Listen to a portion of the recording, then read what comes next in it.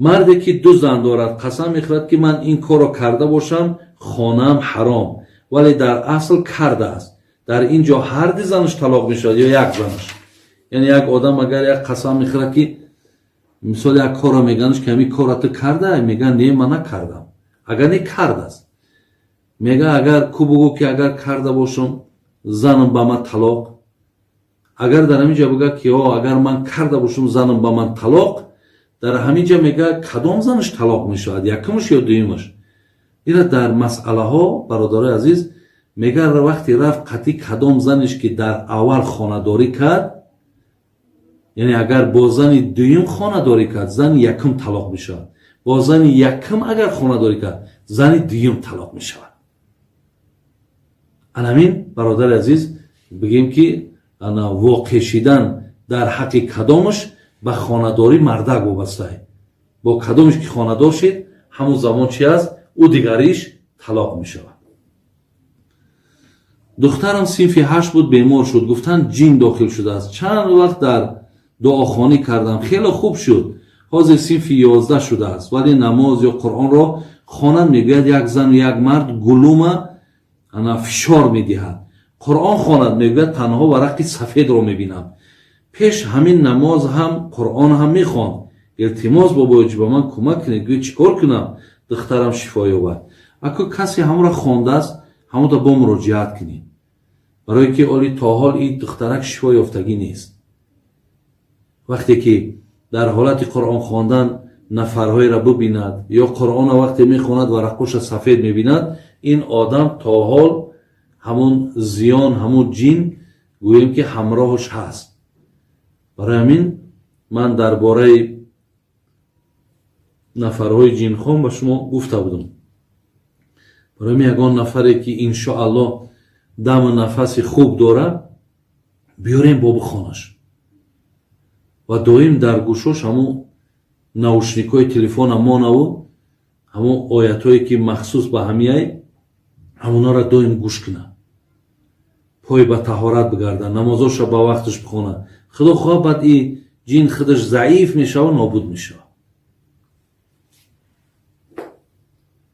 بابای حاجی در حالت جنابت خوردن یا نوشیدن جایز است یا نه؟ نه جایز نیست. در حالتی که آدم در حالت جنابت باشد باید اول از جنابت خودش پاک کنه. لیکن اگر همین صورت در رمضان باشد یا برای وقتی که تو نیت روزگیری داری و اگر آبازی کنی مقصد خوردن نمیتونی، انا حالت نمیتونی که شما یک مستحب میکنین همون دستاتون و دهنتون چقه میکنین مین خراکتون میخرین، بعد میتونین که برین غسل کنین. انا می قدر جای مثال عذر در همین جه هست. این خیلیه که اگر تو در حالت جنابت بخوری و بنوشی و بیرون ببروی قطعی مردم گپ زنی، اینجا در برادر عزیز گناهگار میشه. برای این کار خیر هم نداره خوبی هم نداره. سوال دیگه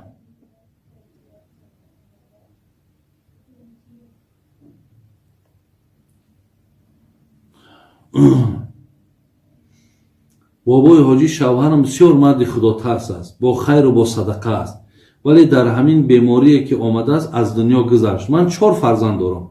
آیا میتوانم از همین مال شوهرم صدقه یا زکاتیم و در حق شوهرم دعا کنم؟ البته میتونی. اگر همون مالی از مردک مانده باشد که هم قدر مالی که مثلا از او $2000 مانده باشد که در دستی تو از او میتونی تلکه صاحب نصابی میتونی که $50 را زکات بدی.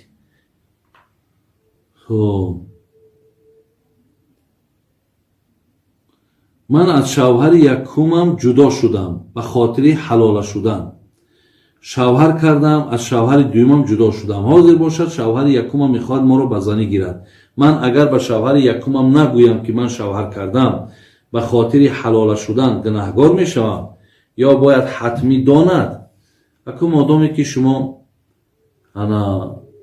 وقتی شوهر کردین مقصد شما در شوهر کردن 1 روز 2 روز نباشد، زیرا آن کسی که حلال میکند یا حلال میشود به هر دی اینا پیامبر لعنت گفتگی.